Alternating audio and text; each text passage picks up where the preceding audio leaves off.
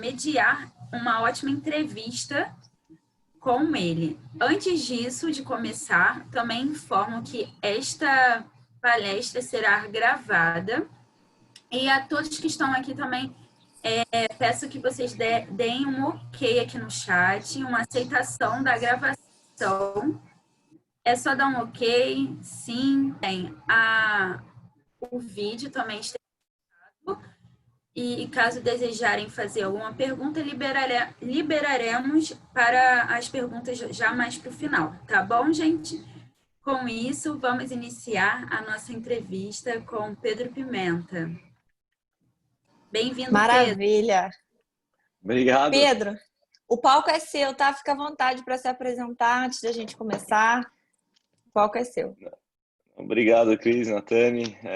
Obrigado a todos que estão agora, 8h30, conosco aqui. Espero que os eventos anteriores tenham sido bons e que esse aqui possa ser mais uma forma de agregar e discutir temas importantes, principalmente nessa época que a gente vive agora, né? Então, para quem não me conhece, imagino que seja a grande maioria, meu nome é Pedro Pimenta, eu tenho 29 anos e aos 18 anos de idade, eu nasci aqui em São Paulo, e aos 18 anos de idade eu fui acometido por uma forma muito severa de meningite, chamada meningococcemia, ou doença meningocócica, ou meningite bacteriana, são vários nomes que a doença pode receber por aí. Mas, de qualquer forma, ela é muito forte e ela vem de forma sorrateira. Então, era uma sexta-feira, no dia 11 de setembro de 2009, na verdade, né? E, 18 anos de idade, estava fazendo cursinho. Imagino que vocês também vocês estiveram nessa época aí não faz muito tempo, né? De cursinho e tal, de rotina intensa, de estudos e acordando cedo, dormindo tarde, final de semana saindo com os amigos, jogando bola, fazendo academia.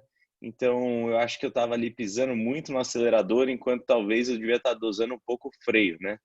Aos 18 anos de idade, a gente está muito empolgado para pensar em freio. Mas, no meu caso, eu tive 2 amidalites naquele ano e uma mononucleose, ou seja, o meu corpo já dava sinais que o meu sistema imunológico não estava dos mais fortes, né? Não estava preparado ou estava sofrendo um pouco com aquele estilo de vida que eu estava levando, né? O cursinho lá ia de segunda a sábado, das 7 às 7, né? E muita pressão também. Meus 2 irmãos, só um fato curioso, eu sou o mais novo de 2 irmãos, né? O Daniel, ele é 12 anos mais velho do que eu, e o Lucas, ele é 10 anos, né? Eu sou a raspa do tacho mesmo, né? E chegando ali aos meus 18, a pressão era muito grande, porque os dois formaram. Imagina, quando eu estava com 18, os dois já estavam formados já na Poli, na USP, em engenharia, né? Então, são 2 crânios aí, meus irmãos, 2 geninhos. E eu era um pouco mais do lado sociável, eu tinha um pouco de humanas no sangue também, eu não era 100% exatas igual a eles, meu pai é engenheiro também, então a família é só de engenheiros, mas a expectativa é que eu me formasse na Poli em engenharia também. Então, tudo isso acho que entrou no mix ali de emoções e de contexto, né, para a minha imunidade baixar.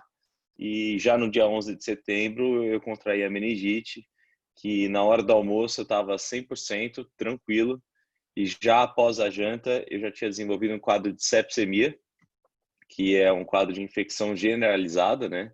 Então foi rápido assim, coisa de menos de 12 horas, né? E já fui levado para o hospital com menos de 1% de chance de sobreviver, né? Então você imagina, eu nunca mexi com droga, eu sempre tive, eu sempre vivi a vida da maneira como o livreto ali de vida saudável para um jovem de 18 anos, né? Eu vivia aquela vidinha ali e tal, fazia esporte, não sei o que, tal. Mas acabei pegando, é um mistério assim de quem pega, não tem muito porquê. Atualmente, por exemplo, é bem provável que uns 10 a 20% da população tenha a bactéria, que é uma bactéria muito comum, mas ela não se desenvolve, ela não se manifesta. Em alguns casos, ela acaba se manifestando, acaba caindo na corrente sanguínea e causando esse quadro de sepsis, né?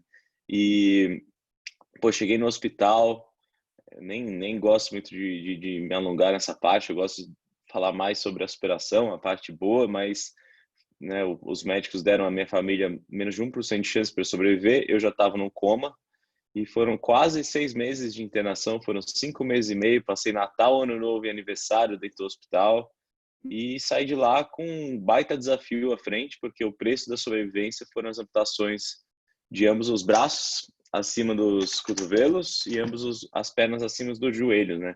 Então, também saindo do hospital e pensando um pouco assim em reabilitação, foi muito difícil também, porque o pessoal falava, olha, o Pedro não vai caminhar, imagina ele na faculdade, imagina ele no shopping, agora que ele perdeu as pernas acima dos joelhos, né?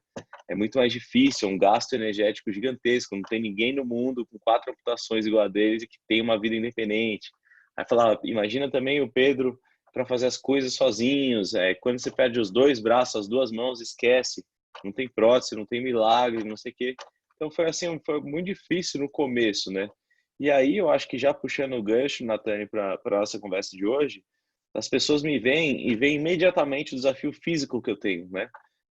Das amputações e tal. Hoje, depois aí de uma longa jornada, eu adquiri minha independência, eu morei sozinho aí os últimos anos, hoje eu moro aqui com minha noiva, tudo, dirijo o carro sem adaptação e viajo a trabalho e tudo, mas lá no começo não é só essa parte física que nos acomete, né, numa situação dessa. Eu diria que a parte física, o desafio físico, que é muito óbvio, né, muito aparente, ele é a ponta do iceberg, né? O que está abaixo é realmente o desafio psicológico e principalmente o desafio identitário, de tipo, poxa, de repente eu não sou mais a pessoa que eu era, né? Pô, eu tocava violão, eu jogava bola, eu tinha 1,80 m, de repente nada disso é verdade mais, sabe? E a gente fica muito confuso de quem a gente é agora, a gente se olha no espelho e não reconhece quem a gente vê, e dá uma saudade, a gente fica preso àquele eu antigo, né? Por isso que eu digo que qualquer amputação, e 1, 2, 3 ou 4, como no meu caso, elas são um caso de rompimento identitário mesmo, né? De você perder aquele amor próprio e muito mais do que isso, perder o senso de autoconhecimento, você fica confuso, né? Nessa parte mesmo de identidade. Exatamente. E assim, é interessante porque o tema da nossa conversa de hoje é autoestima, né? E até falei isso com o Pedro, a gente, quando pensa em autoestima, né, pensa naquela pessoa ali que, aos olhos da sociedade, numa visão de senso comum, seria perfeita, zero problemas na vida, aquele padrão, né? E a gente percebe que não é necessariamente assim. A gente precisa tirar esses rótulos da nossa mente, né? Então, falando um pouco de autoestima, Pedro, para você, o que é autoestima, né? O que é, de fato, se sentir bem com você mesmo? Eu acho que essa pergunta ela entra numa área meio cinzenta, né? Acho que não tem uma resposta certa sobre exatamente o que é autoestima, né?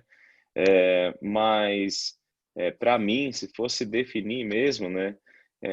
Por exemplo, a sua identidade é a percepção, a autopercepção, né? A percepção que você tem de si mesmo. Quem é o Pedro, né? Quais são as histórias que eu tenho para contar, para me descrever? Naquela época, o Pedro é o cara do futebol lá, o Pedro é o cara lá que tocava violão e tudo. E também quais são minhas vivências, né? Quais são os paradigmas que toda a vivência até aquele momento criou da minha autoimagem, né? Da minha percepção. E aí a autoestima, eu acho que é você estar confortável com essa identidade, né?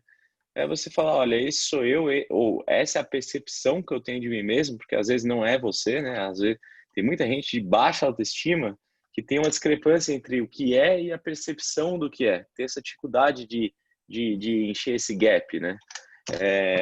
E no caso da autoestima, e no meu caso, foi complicado lá no começo, como eu estava falando, né? Porque de repente a gente tem uma percepção diferente de quem a gente é, né? Muda completamente e por isso a autoestima cai, porque na nossa cabeça a gente tende a se rebaixar, né? Ou tende a dar menos valor para quem nós somos, né?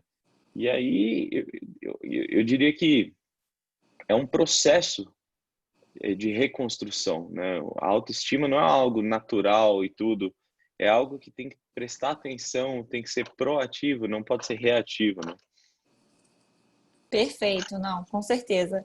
E assim, você falou que a amputação não gera apenas um desafio físico, né, mas também psicológico. E se Uhum. uma gera todo esse desafio, eu imagino quatro. Como que foi assim para você restabelecer a sua autoestima nesse processo? Um garoto de 18 anos que está ali super jovem É. e que, enfim, teve que se privar de algumas coisas, né? Com certeza, por conta de toda a situação. Como é que foi para você se restabelecer nesse momento? Falar assim, olha, não, tudo bem, eu posso estar com essa minha condição física, mas eu não vou me sentir pior por conta disso. Eu continuo me sentindo assim, sabe? Uma pessoa que tem potencial, eu posso realizar meus sonhos, eu posso realizar meus objetivos. Como é que foi esse desafio para você? Eu sempre tive uma certa facilidade em ser pragmático, né? Eu venho de uma família de pessoas muito pragmáticas e então a primeira coisa que eu fiz foi meio que isolar o que eu não tinha controle e não é fácil, né? Porque é muito fácil a gente ficar lembrando de quem a gente era e tudo e não vivendo realmente o presente, né? Porque eu tinha muito trabalho à frente, muito trabalho a ser feito, né? Então eu começava a focar mesmo, poxa, em quem que eu posso ser, né? Então, em vez de ver esse rompimento de identidade como uma grande maldição, tentava ao máximo forçar a minha mentalidade para, olha, agora eu tenho uma folha em branco que eu posso desenhar qualquer coisa aqui nela, né? Teve esse rompimento e tudo, mas agora que passou, qual que é o melhor Pedro que eu posso ser, né? Que tipo de Pedro que eu posso ser? O que que eu posso construir? Óbvio que aí vem um monte de dúvidas, né? A gente, 18 anos de idade, a gente pensa, poxa, eu não quero ser café com leite. Será que eu vou conseguir ganhar dinheiro, ser suficiente, autossuficiente, ou eu vou precisar pedir ajuda para meus irmãos a vida inteira, né? Será que eu vou conseguir arrumar uma namorada e formar uma família? Ou eu vou ser aquela pessoa que assiste aos meus amigos transitando pela vida e passando por essas novas fases e eu vou ser sempre aquele que fica de tio, né? Um monte dessas dúvidas vem e por isso que eu digo que, principalmente nesse começo, essa superação não é um ato muito ativo, assim, sabe? É, ele é passivo. Você tem que criar aquela casca grossa e aguentar porrada, aguentar as dúvidas, Difícil, aguentar né? aquela voz constante dentro da sua cabeça, né? Falando, ó, não vai dar, entendeu? E é aguentar, não tem muito o que fazer. Você tá ali, você saiu os 2 primeiros meses de fisioterapia, a única coisa que eu consegui foi passar de deitado para sentado sozinho. Porque 6 meses no hospital, você sai pele e osso, né? Então, Caramba. pô, o que foram esses 2 meses? 2 meses de aguentar. Você, um dia após o outro, você aguenta porrada, você cria uma casca, para depois que você colocar uma fundação, você começar a, a realmente pensar em alçar sonhos maiores, né? Então, no começo era muito difícil de recuperar essa autoestima, né? De chegar e falar, poxa, para mim não sabia que era possível, o que não era. Então foi aguentar ali o começo e depois criar vivência, dizer mais sim para as oportunidades, para conhecer pessoas, conectar online. Naquela época ainda era bem nos primórdios de rede social. Eu costumo dizer que eu entrei no Orkut no hospital e saí com o Facebook. Foi exatamente essa transição. Não estava entendendo nada, né? Que eu não tinha computador lá no quarto. 6 meses depois, ninguém tá mais no Orkut. Falei, cara, não tem mais nenhum scrap aqui para eu ler. É, Foi mas, rápido. mas assim, eu comecei a procurar outros amputados e tal, até não só para a parte física do que era possível com prótese e tal, mas tipo, como é que esses caras estão vivendo, sabe? Tipo, eles estão casados, eles dirigem, eles moram sozinhos, o que é possível? E o problema é que lá naquela época, quanto mais eu procurava, mais descorajado eu ficava, né? Porque Nossa. não tinha muita coisa, né? Então foi bem difícil e não veio rápido essa recuperação da autoestima. Foi algo que foi construído pouquinho em pouquinho, tijolo por tijolo. Fui reconstruindo, fui percebendo algumas coisas, fui entendendo melhor o meu contexto, para aí sim, depois de talvez anos, 2 anos por aí, falar, cara, hoje eu me olho no espelho, eu tenho orgulho de quem eu sou e eu estou muito confortável comigo mesmo, entendeu? Demorou, não foi rápido. Não, é interessante você falar que foi uma construção, porque eu acredito que a minha geração, assim, é uma geração muito imediatista e muito ansiosa, como um todo, né? Tipo, a gente quer que as coisas aconteçam num passe de mágica. Eu acho que, por muitas vezes, a gente pode pensar que, então, para eu ter autoestima, num passe de mágica também. Alguma coisa que eu vou fazer e pronto, agora eu tenho autoestima. E não, você tem, é um processo, né? Você vai construindo. E a gente sabe que mesmo quando a pessoa consegue ter uma boa autoestima, nem sempre ela vai estar 100% bem, né? É difícil, porque a gente tem altos e baixos, né? A nossa vida é uma roda gigante. Às vezes a gente está lá em cima, às vezes a gente está mais embaixo. Então, como que é para você lidar com os dias que você não tá tão bem, que você não se sente no seu máximo, no seu melhor? Sabe, que esses pensamentos começam a querer vir para tentar te menosprezar, te desvalorizar, e aí você tem que virar e falar para você mesmo: opa, calma aí, vai com calma, querido. Você sabe que, bom, aí depois eu posso contar melhor como foi, mas eu consegui adquirir minha independência e tudo, e até viver de uma forma assim bem natural, sem adaptações no carro ou em casa e tal, que o pessoal lá dos Estados Unidos começou a me chamar para dar palestra e tal, e eu acabei mudando para lá, fazer faculdade, e o pessoal me patrocinava, a empresa de próteses lá, que agora me tratava, me patrocinava e tal, e eles me colocaram para treinar outros amputados, né? Então, nos últimos 9 anos, eu treinei dezenas, ou talvez centenas de amputados lá nos Estados Unidos, veteranos de guerra, crianças, idosos, todos os tipos, todos os casos, né? E é muito comum, eu reparo isso nas pessoas, nos amputados, no caso, eles tendem a colocar a culpa desses dias de baixa nas amputações, sabe? É muito fácil para alguém que tem um problema falar, eu estou triste porque eu tenho esse problema. Se eu não tivesse esse problema, eu não estaria triste ou deprimido nesse momento. E aí você começa a olhar para as pessoas que não têm esse problema e falar, nossa, tá aí o meu problema. É que por exemplo, eu sou amputado, então eu tô num período aqui ruim da minha vida, eu tô triste, é por causa das amputações. Se eu não tiver, a gente coloca, né, o eu antigo como a perfeição, né, que ia ser 100% feliz, ia namorar todo mundo, ia Exato. ganhar dinheiro, ia viajar, e não é assim. Você vê pessoas aí aparentemente sem problema algum, com uma série de problemas psicológicos e tal por dentro, que acaba sendo pior porque é invisível. E aí eu falo com os amputados, falo, cara, entenda, altos e baixos todo mundo tem. Não existe ninguém que só vive num alto na vida 100% feliz. E eu dou um exemplo muito rápido. Todo mundo vai perder um pai e uma mãe, com certeza, nessa vida. Todo mundo. Se você não perder, é pior ainda, é porque eles que te perderam. É contra a natureza. Mas todo mundo, em algum momento, vai perder um pai e uma mãe. E eu penso, poxa, né, eu posso estar aqui tendo sucesso e tal, mas e o dia que meus pais são vivos ainda, mas já são idosos? Eu fico pensando, sabe? E o dia? Pô, eu vou ficar mal. Não existe a gente entrar nessa vida e surfar ela numa onda perfeita até o final. Todo mundo vai ter altos e baixos. E aí o cara que é amputado, ele fica com essa na cabeça. Ele entra num buraco porque ele acha que o problema dele, o motivo dele estar triste ou passando por esses baixos é por causa que ele é diferente, porque ele é amputado. E aí, qual que é o grande problema dessa história? É que ele não vai deixar de ser amputado, ele vai ser amputado para sempre. Então ele nunca vai sair desse buraco, ele sempre vai se culpar, entendeu? E aí é um espiral para baixo. Então o que eu tento falar é, cara, olhe em volta e perceba como as pessoas, é do ser humano, a fragilidade, a vulnerabilidade, você passar por altos e baixos. Então você é um ser humano, você não é um amputado, você é um indivíduo que tem inúmeros virtudes e inúmeros defeitos que você pode falar de si mesmo antes de citar essas amputações. Então, é natural e não culpe essa amputação. Isso vale para todo mundo, né? Não culpe o que aconteceu com você, não culpe, sei lá, um papo meio de coach agora, mas não culpe o fato que você acabou de ser desempregado, não culpe o fato de que um ente querido faleceu. Isso é natural, todo mundo passa por isso e é ok você passar por esses baixos, né?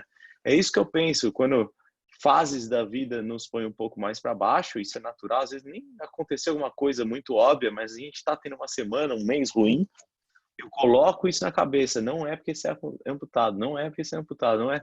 E aí eu consegui criar assim uma certa resistência a essa ideia que é muito fácil de simplesmente falar, isso é porque eu sou amputado e eu vou ser assim para sempre, então eu vou ser um coitado ou um triste, uma pessoa triste para sempre, né? Então, essa é a maneira que eu lido e eu tento passar para essas pessoas que eu treino que geralmente estão passando por momentos difíceis, né?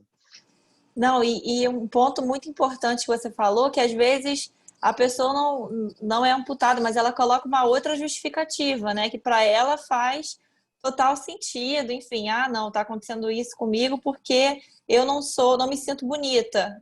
Enfim, e aí vai aumentando, né, as justificativas, e é bem complexo. E falando dessa questão também, um pouco de aparência, a Rebeca Medeiros até colocou aqui no chat que as pessoas entendem a autoestima como aparência física, né? Então, uma pessoa que elas consideram que é bonita vai ter uma boa autoestima, uma pessoa que elas consideram que não é tão bonita não vai ter uma boa autoestima. Só que a gente sabe que não está tão relacionado a isso, né? E levando um pouco para a sua trajetória, eu acredito que quando, enfim, você sofreu suas amputações, você passou por esse processo, muitas pessoas na sociedade te olharam com aquele olhar de julgamento, né? Coitado. Ele não vai poder fazer isso. Não vai poder fazer aquilo. E as pessoas vão limitando a gente, né? Antes da gente pensar no que a gente pode ou não fazer. E como você precisou lidar com esses olhares, sabe? Como você conseguiu entender você mesmo? Como isso afetou a sua visão de si mesmo, né? Acho que a primeira coisa é as pessoas vão te tratar da maneira que você se trata, as pessoas vão te ver da maneira Ótimo como ponto. você se vê em primeiro lugar. Então eu lembro que logo depois que eu saí do hospital, eu estava numa cadeira de rodas, moleque, jovem, tal, sem parte dos braços, das pernas, e eu ia, vamos dizer, num shopping, e todo mundo olhava para mim, e eu sentia, como eu já estava com um olhar triste, era um olhar de dó, né? Era um olhar meio triste, assim, né, das pessoas. E aí hoje eu vou no shopping, é um olhar assim mais de admiração e curiosidade. Eu costumo dizer que os dois sentimentos mais básicos que tem no ser humano é a capacidade de admirar outro ser humano e a curiosidade, né? A curiosidade nos levou à Lua, né? Então, Verdade. então eu ponho isso na cabeça, pô. Às vezes eu tô andando no shopping, assim, se eu olho para trás, tá todo mundo já olha para baixo e tal, porque as pessoas ficam me encarando, às vezes até de forma bem assim, sabe? Sem nem disfarçar. Mas eu falo, o que que o Pedro antigo faria? Se chega um cara com os braços e perna robótica andando no meio do shopping, assim, carregando umas sacolas, falando no telefone, tipo, eu ia olhar também, eu ia falar, caramba, cara, o que que é isso, sabe? Tipo, primeiro, a curiosidade, que próteses são essas? É prótese biônica que a gente vê no Fantástico, o que que é? E segundo é tipo, poxa, que bacana, cara, esse cara poderia estar aí recluso e tal, e ele tá andando de peito aberto e tal. Então, eu tive que colocar isso também na minha cabeça. As pessoas não me encaram por dó, necessariamente, pode ter um ou outro, mas eu acho que é muito mais a parte de admiração e de curiosidade, né? Então, e a outra coisa também que eu tive que aprender é quase que entrar num espectro autista, assim, quando eu estou em público, que é, porra, eu preciso, vou usar o exemplo do shopping também, porque é um bom exemplo, né? Um lugar com bastante gente e tal, mas sei lá, eu vou no shopping para ir em tal loja, trocar o chip do celular, sei lá. Eu sei o que eu tô lá para fazer, eu entro no meio da galera lá e eu vou e aos poucos, com o passar dos anos, eu fui desenvolvendo essa habilidade de tipo, quase aquele negócio que o cavalo tem aqui do lado do olho, sabe? Para ele ficar focado no destino mesmo. De tipo, entrar ali, deixar tipo as pessoas me olharem ou não. Às vezes elas vêm falar comigo, eu paro, sem problema nenhum. E ir fazer o que eu tenho que fazer. Porque se eu ficar pensando o que cada um tá pensando, primeiro, muito provavelmente eu Não vou dá, errar. né? Muito provavelmente eu Verdade. vou errar o pensamento deles. E aí eu vou sofrer ou eu vou pensar coisas que não são verdade, né? Vou ficar paranoico. E muito provavelmente também não vai adiantar nada eu confrontar, o que você está me encarando. Às vezes eu vejo alguns deputados fazem isso, falo, poxa, cara, vai lá, faz a sua, entendeu? Ninguém ali, você não deve nada para ninguém, né? E ninguém deve nada para você. Então simplesmente vá, viva a sua vida. Se tem gente olhando, encarando ou não, isola isso. É difícil, não é fácil, tá? Demora pra você conseguir fazer isso. É fácil falar, não é fácil executar, mas é preciso.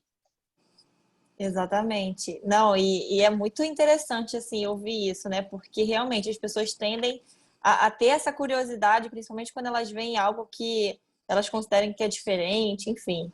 Então é algo que realmente é desafiador, imagino.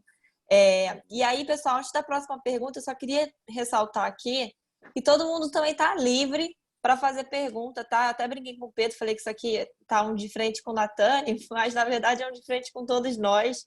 É uma conversa aberta. Então, vocês podem colocar aqui no chat que vai ter um momento no final para o Pedro responder só essas perguntas, tá bom?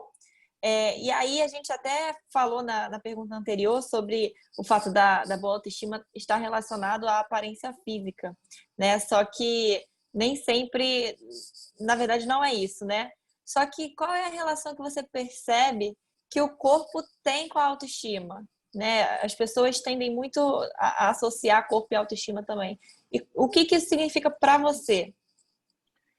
Eu acho que a autoestima é tudo, né? É exatamente o que eu falei, essa discrepância da sua autoimagem com o que você realmente é, né? A maneira que você se vê. E aí pode ser várias coisas, por exemplo, muita gente manda mensagem no inbox do meu Instagram, de tipo, poxa, obrigado, seu livro me ajudou, ou sei lá, ou tô tendo um problema aqui, o que que eu faço, sabe? Pessoas assim, gerais, não necessariamente amputados. E aí, poxa, eu vejo gente assim que olha para a pessoa e fala, cara, o cara nasceu em berço de ouro, bonitão, 1,90 m, tem um bom emprego e ele tem baixa autoestima, né? Ele não confia em si mesmo, ele tem síndrome de impostor, é um clássico de baixa autoestima, Nossa, né? De tipo, será verdade. que eu tô aqui por meu mérito mesmo? Ou será que eu sou filho de não sei quem? Ou é porque eu dei sorte, né? E não sei o quê. E o cara começa a se duvidar, entrar num buraco assim de questionamento e tal. Então, agora, eu acho que tudo é um mix de tudo. Sei lá, se você tiver uma meta, por exemplo, de perder peso. Eu tava acima do peso agora na quarentena, né? E foi até ruim, porque afetou aqui o meu uso com as próteses, porque a gente fica mais gordinho, mas as próteses não crescem junto, né? Então, acabei até ferindo minha perna e tal. E aí eu falei, cara, eu preciso perder 5 quilos, eu preciso perder 5 quilos. Eu coloquei a meta de perder 4 quilos em uma semana e o quinto quilo durante um mês, né? Que eu precisava voltar a encaixar bem nas pernas.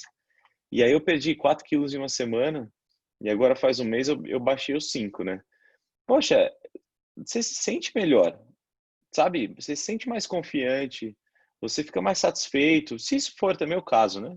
Também tem gente que não liga muito para isso, mas no meu caso, por exemplo, eu falei, poxa, não sei por que eu me senti melhor mas, com essa perda de peso, né? Então, acho que a parte física tem a ver. Aí você pergunta, Pedro, pô, mas você tem um corpo que é bem diferente do padrão, né?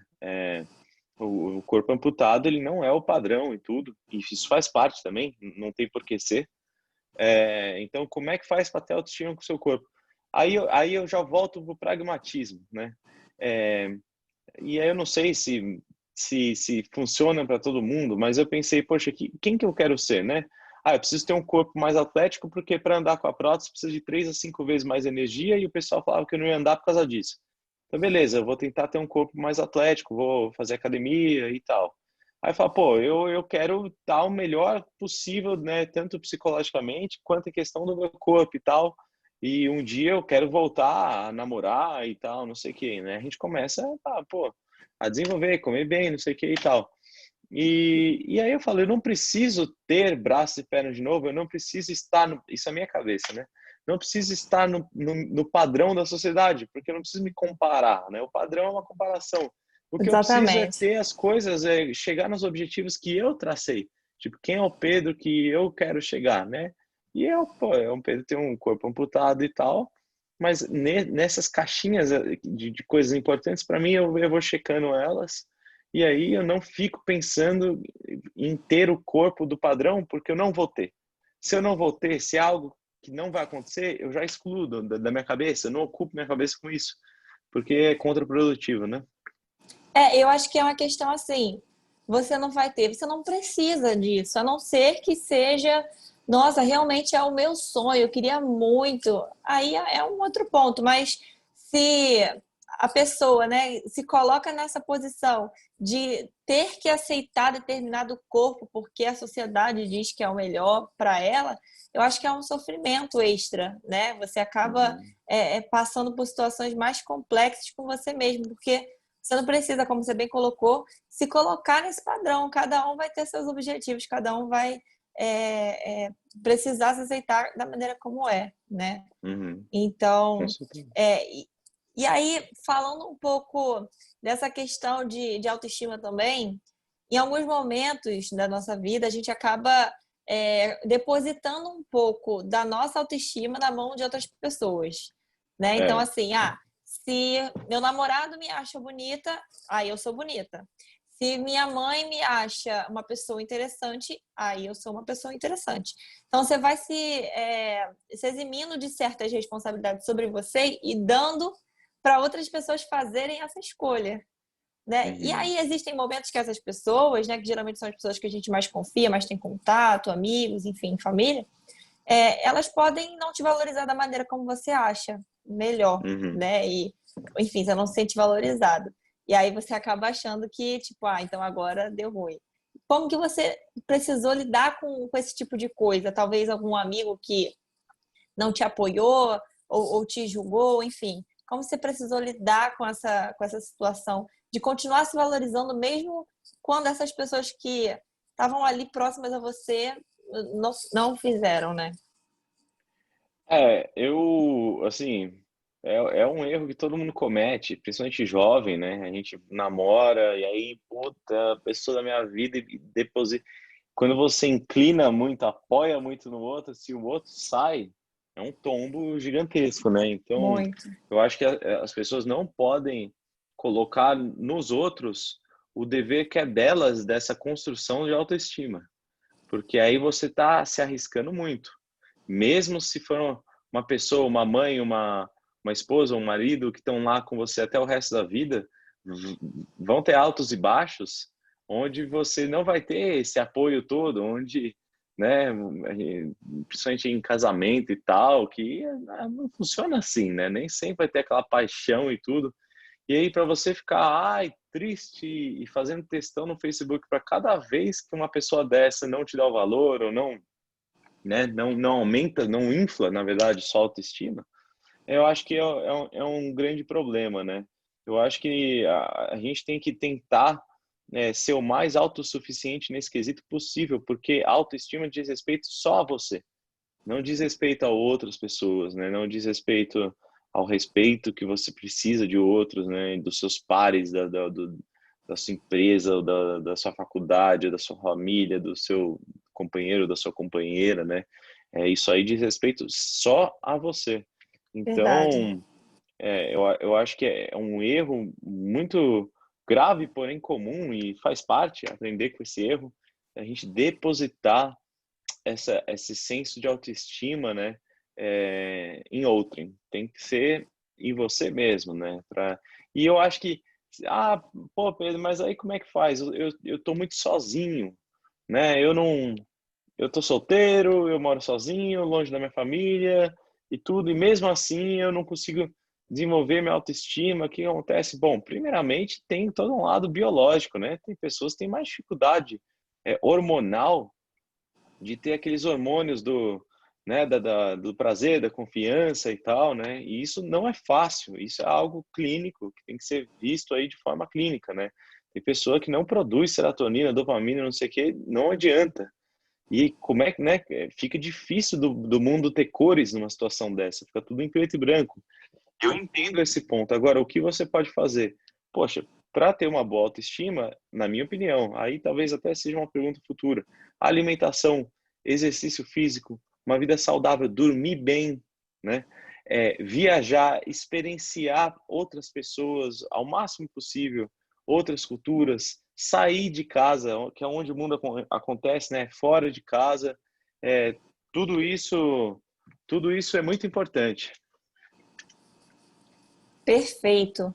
E aí, pessoal, última pergunta aqui minha. Já vou abrir para a pergunta de vocês. Sei que vocês estão ansiosos. É, a gente falou muito aqui hoje sobre diversas situações, né, relacionadas à autoestima. E agora eu queria saber, Pedro, quais são as dicas práticas que você pode dar para a gente conseguir se autovalorizar, né, no nosso dia a dia. Porque eu acredito que são muitos os desafios, para mim, pelo menos, são.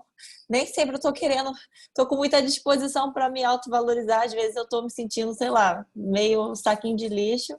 Então, acho que essas dicas são importantes para a gente ter em mente, sabe? Sempre quando a gente acordar, putz, eu preciso me autovalorizar por causa disso, disso, disso.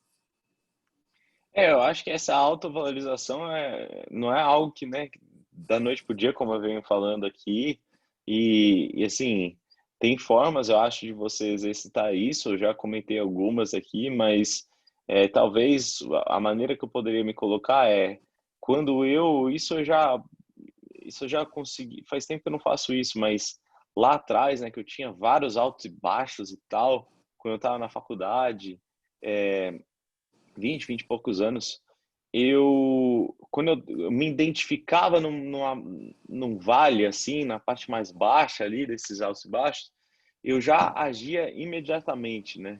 E tem um termo lá em inglês que chama strongholds, né? Que são raízes, né? Quando hábitos criam raízes e males ou criam raízes, né?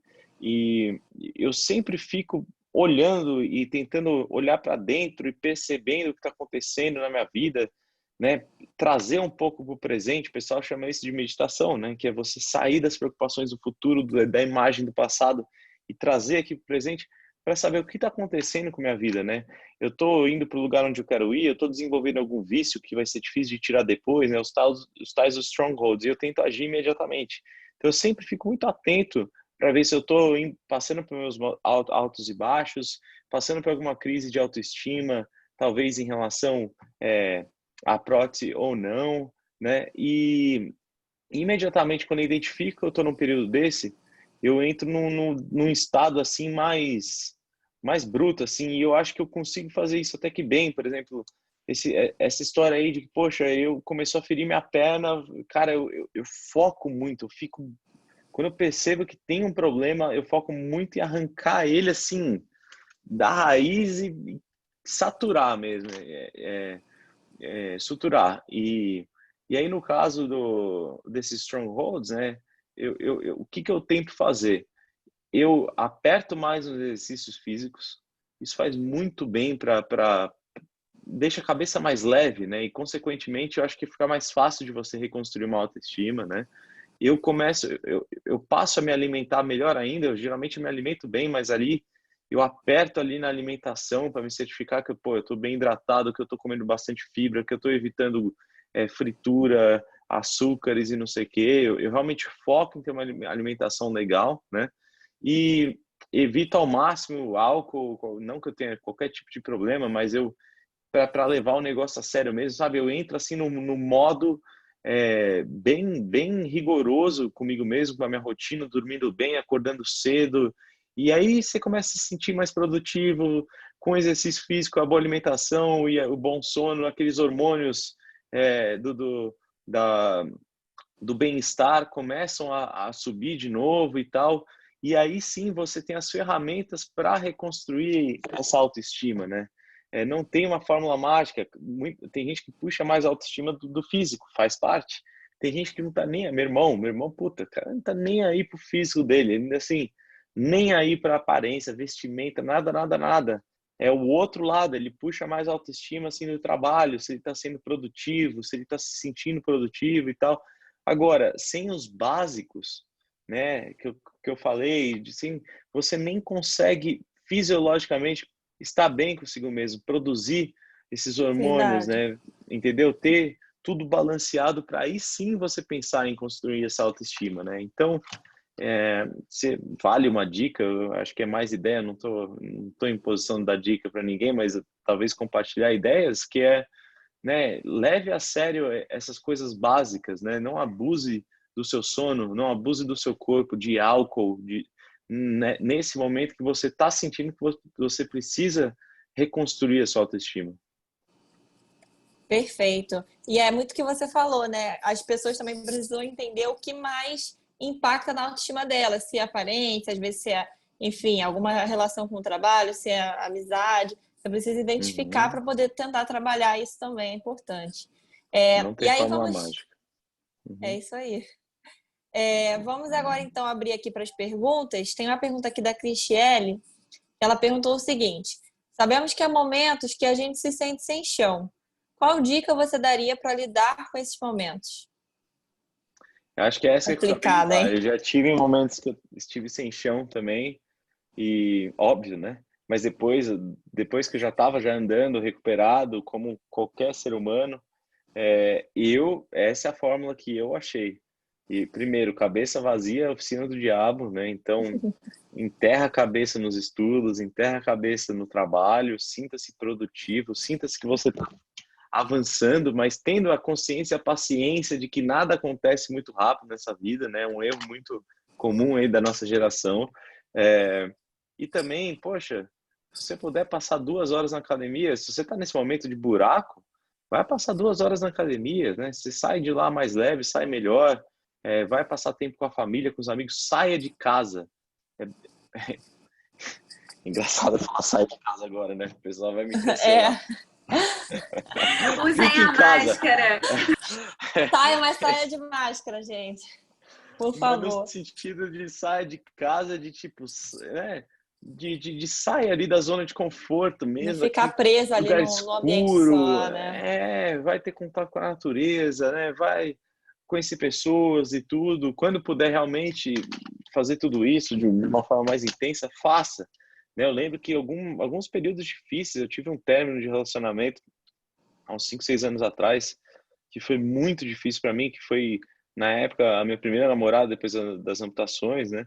E assim, foram meses ali que eu enterrei, ia 2 vezes por dia na academia, eu comia bem, eu trabalhava e estudava ao mesmo tempo, né?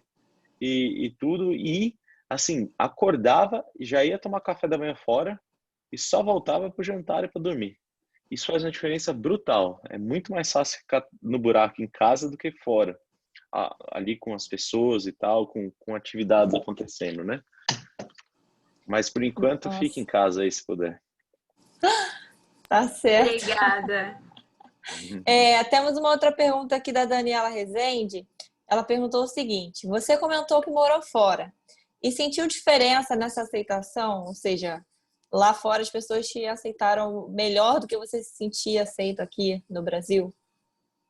Não, não, muita gente pergunta isso. A gente tem uma autoestima muito baixa. Olha, a autoestima brasileira está muito baixa. A gente acha que o nosso país é uma porcaria, que tudo é uma porcaria, que nada funciona, que não sei o quê.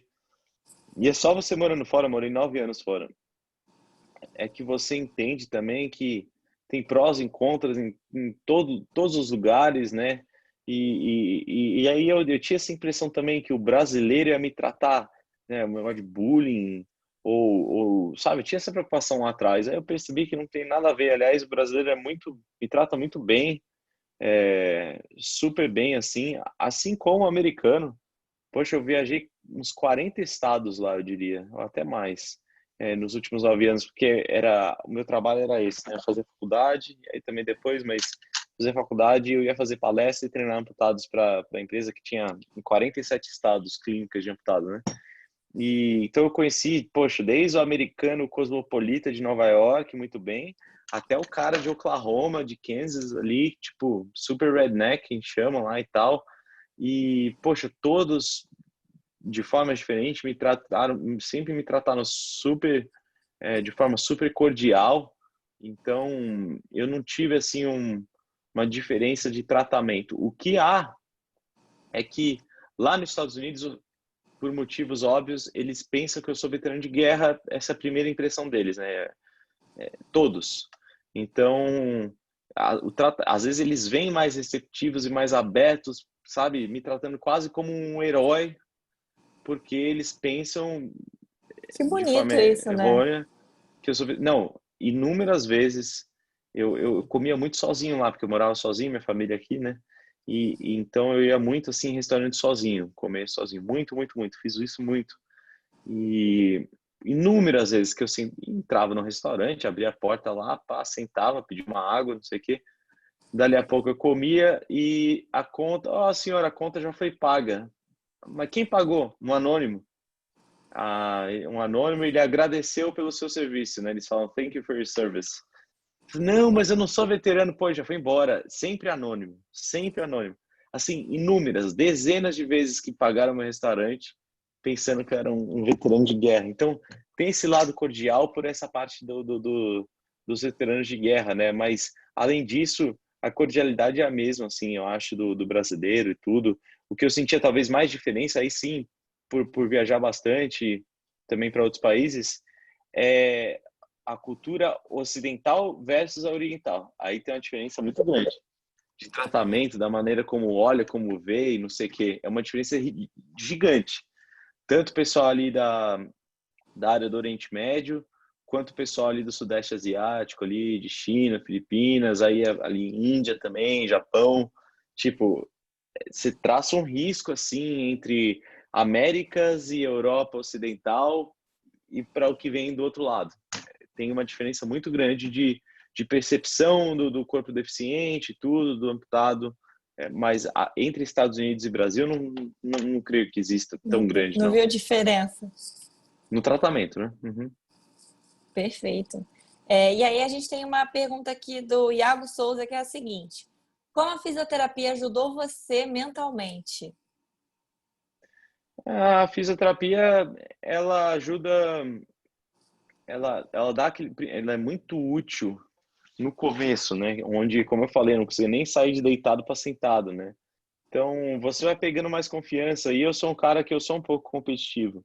Então, a fisioterapia é uma forma onde o cara tá lá ferrado, não pratica nenhum esporte, não conseguia nem jogar videogame, que podia descarregar essa competitividade, sabe? De chegar lá e querer ser melhor do que eu tava no dia anterior. Parabéns, pô, Pedro, você conseguiu sentar. Pô, eu comemorava, eu ficava feliz. E de repente você entra naquele mudinho ali que qualquer pessoa fala, nossa, meu Deus, se na minha vida o que eu comemorar fosse passar de deitado para sentado, eu tô ferrado. Mas quando você já tá ferrado, você fica felizão, né? E isso dá um boost na confiança, né? E todo dia ali você aprender algo novo, voltar a alguma atividade. A fisioterapia é legal por causa disso. Qualquer tipo de terapia, né? É verdade, com certeza. E aí a próxima pergunta é da Amanda Campos. Pedro, Uhum. como foi sua experiência de autoconhecimento, tendo que olhar para aquilo que você era, além do cara que jogava futebol e tocava violão? Você percebeu que tinha mais valor do que via antes? Não, valor é igual. Valor todo mundo tem. Todo mundo. Eu acho que valor aí diz mais sobre caráter e ética, independe de forma física, amputação. Eu acho que o meu valor é o mesmo. Pelo menos a percepção de valor que eu tenho minha é a mesma, né? É, o que mudou foram algumas, me abriu o olho para algumas coisas, para alguns tipos de sofrimento que eu não percebia, eu conhecia, por exemplo, crianças que nascem com má formação congênita. Assim, peguei os casos mais difíceis de crianças da Índia, da China, que são adotadas por americanos, casos punk lá, punk mesmo, assim, de, poxa, nasceu todo deformado, o braço para trás, o outro para frente, não sei o quê. E aí você fala, poxa, mas essa criança não teve o julgamento, né? Ela não mereceu isso, ela já nasceu assim, né? E isso mexe muito com a gente. Isso não tem como a gente ser a mesma pessoa nesse sentido, né? Então, em questão de valor, talvez não, mas em questão de visão de mundo, muito, muito, mudou muita coisa. Muita coisa. Realmente. E temos mais uma pergunta aqui, essa para fechar, por conta do nosso tempo, que aqui se torna nosso inimigo, entre aspas. Mas a última pergunta é da Rebeca, e ela falou o seguinte: como poderíamos ou por onde poderíamos começar a mudar a nossa realidade em relação a uma codependência das pessoas para estarmos bem? Você tem alguma dica principal para esse processo de autoaceitação? O lance da codependência é complicado e, aliás, para mim era uma das maiores complicações, né? Porque todo mundo queria fazer as coisas para mim, né? De todas as pessoas, eu tinha a maior. Eu era o cara que tinha mais desculpa no mundo para não fazer mais nada, né? Ninguém ia ficar bravo, minha mãe ia continuar colocando o canudinho ali no meu copo e virando o canudinho para mim, meus irmãos, meu pai, todo mundo, meus amigos, primos. E se eu realmente não traçasse essa linha de falar, olha, faço eu, né? Ninguém ia fazer por mim, porque eu não precisava andar, não precisava fazer nada, ninguém ia ficar bravo se eu não fizesse, né? Então era muito difícil, e eu até digo para muitos amputados que eu treino, olha, difícil não é fazer as coisas. Eu te ensino hoje a escovar o dente a um amputado de braço, né? Por exemplo, eu te ensino hoje a escovar o dente, a dirigir, a se vestir, a abrir a geladeira, a colocar manteiga no sanduíche. Eu ensino tudo isso para você. Agora, você fazer isso todo santo dia e principalmente dizer não para aquela pessoa ao seu lado que está ali e tal, que quer fazer por você e que vai fazer muito mais rápido, muito melhor que você, né? Isso é o maior desafio. O maior desafio não é aprender a fazer as coisas, né? O maior desafio é você aprender e aplicar todo santo dia, mesmo tendo pessoas ali que possam fazer mais rápido, mais fácil. Então, essa codependência é muito difícil. A gente chama lá de tough love, né? Que é o amor duro. Então, por exemplo, eu com minha mãe mineira, tal, a gente é muito próximo e ela, sabe, sempre viveu para os filhos e tal. E, e eu percebi que eu falei, cara, se eu continuar morando com minha mãe aqui, eu nunca vou ser independente, né? Porque eu me apoio muito nela para ela fazer as coisas para mim, o colo dela naquela época lá, né? E quase que assim, essa decisão de mudar para os Estados Unidos foi por causa disso também. Falar, vou me afastar, não me afastar psicologicamente de estar lá fazendo Skype todo dia com minha família, que eu sou muito família, mas criar esse buffer zone, assim, essa área onde aqui faço eu, sabe? E aqui quem manda sou eu, né? Eu que tenho que, nas minhas dependências aqui, né? Na minha psique, no meu autoestima, na minha identidade, quem manda sou eu, porque não diz respeito às outras pessoas, né? Quem manda sou eu, né? E às vezes você tem que tomar algumas medidas drásticas, assim, de colocar um certo espacinho ali em quem você tá com essa codependência é, muito forte, né? E Perfeito. também tinha também assim, só concluindo, tinha um lado também de eu falar, cara, se eu tinha muito peso que eu depositava em mim mesmo, de falar, poxa, se eu não me reabilitar, se eu ficar triste, os meus pais vão entrar numa depressão, os meus irmãos nunca vão estar 100% felizes por me ver triste, né? Isso é um peso muito grande, que eu carregava o peso ali do bem-estar da minha família inteira. Falava, meu, se eu entrar na depressão Também aqui, não todo dá, mundo né? entra junto. Você tem que. E aí vem a capacidade de se perdoar, de tirar o seu peso das costas, se permitir ser um pouco mais egoísta, entendeu? De te falar, poxa, isso aqui sou eu, faz parte e eu não devo satisfação para o mundo inteiro, eu não tenho que carregar o mundo inteiro nas costas, né? Eu posso cuidar de mim mesmo e tal. Eu acho que essa capacidade de se perdoar e de tirar esse peso das suas costas, acho que isso precisa ser muito bem trabalhado isso. É muito difícil. Nossa, mas sua resposta foi perfeita. Eu acho que, Rebeca, mais do que respondido, não? É, E queria aproveitar aqui, Pedro, para te agradecer por esse de frente com o Natânia aqui.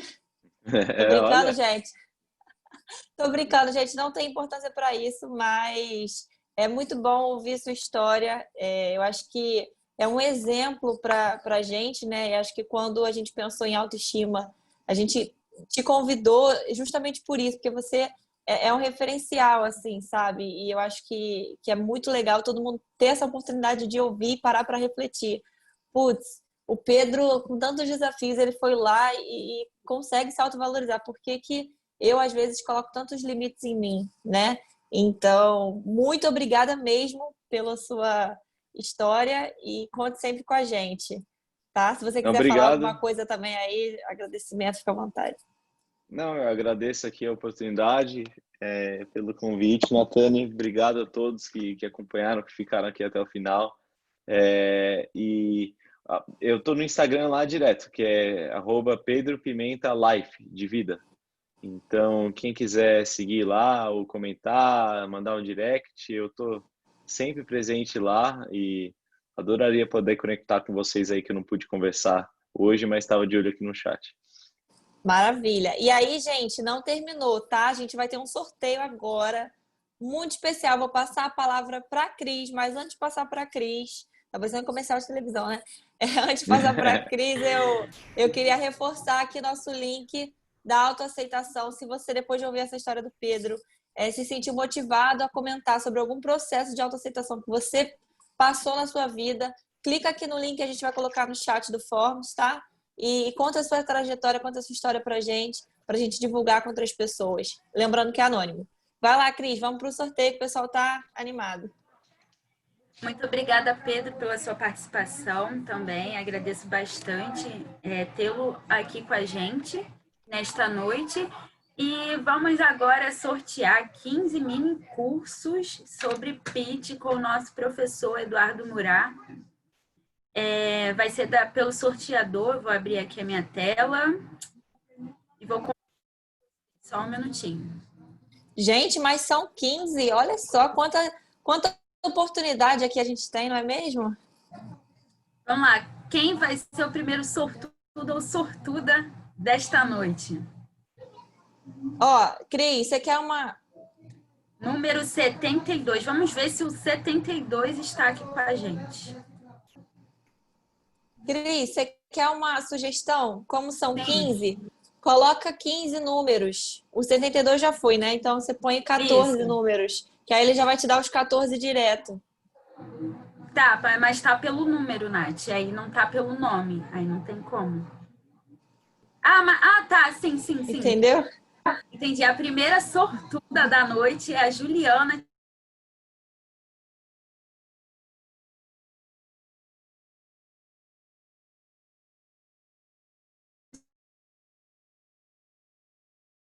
Teodoro. Ela ganhou o curso do Murat. Olha que legal.